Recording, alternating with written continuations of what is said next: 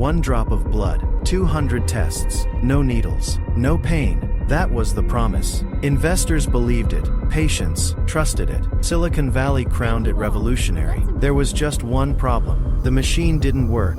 This is the story of Elizabeth Holmes, the Stanford dropout who built a $9 billion company on a vision that science couldn't support, and how it all came crashing down. December 2003. A 19-year-old chemical engineering student walks away from Stanford with a single idea: change healthcare forever. Holmes believed blood testing was broken. Too many needles, too much waiting, too much inconvenience. Her solution: a device that could run hundreds of tests using just a tiny finger prick. She named the company Theranos, a blend of therapy and diagnosis. The pitch was simple, elegant, irresistible. Cheaper tests, faster results, accessible to everyone. But when investors asked how it worked, the answers were vague. The science was described as proprietary, complex, revolutionary, and, in Silicon Valley, sometimes belief moves faster than proof. Money poured in. Theranos raised more than $700 million from powerful names: Rupert Murdoch, the Walton family, Larry Ellison. The board looked less like a startup advisory group and more like a foreign policy summit.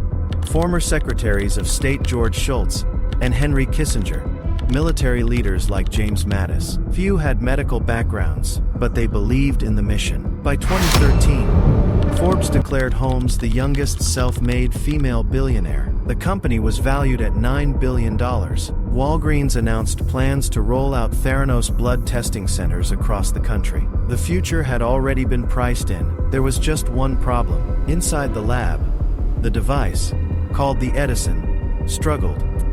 Former employees later testified that the machine could perform only a small fraction of the promised tests, and even those results were often inconsistent. So instead of relying solely on the device, Theranos used traditional laboratory machines to process many tests. But investors weren't told that. The narrative stayed intact. Revolution was coming. Then the cracks widened. Engineers raised concerns. Lab directors questioned data reliability. Some left quietly, others spoke up. In 2015, Wall Street Journal reporter John Carreyrou began investigating claims that Theranos technology was unreliable. Former employees like Tyler Schultz and Erica Chung provided information, despite intense legal pressure. In October 2015, the journal published its first exposé. It revealed that Theranos was not using its proprietary device for most tests, and that accuracy issues were serious. The reaction was swift. Regulators stepped in. In 2016, the Centers for Medicare and Medicaid Services found major deficiencies in Theranos lab operations. The company was banned from operating blood testing labs. Walgreens ended its partnership. Investors pulled back. The illusion was breaking. By 2018, Theranos dissolved. But the story wasn't over. Federal prosecutors charged Holmes and former CEO Sunny Balwani with wire fraud and conspiracy, alleging they misled investors about the company's capabilities. The trial began in 2021. Prosecutors presented internal emails, investor presentations, and testimony from former employees. Holmes argued she believed in the technology and never intended to deceive. In January 2022, the jury delivered its verdict. Holmes was found guilty on 4 counts of defrauding investors. She was acquitted on charges related to patients. Balwani was later found guilty on multiple fraud counts. Holmes was sentenced to over 11 years in prison.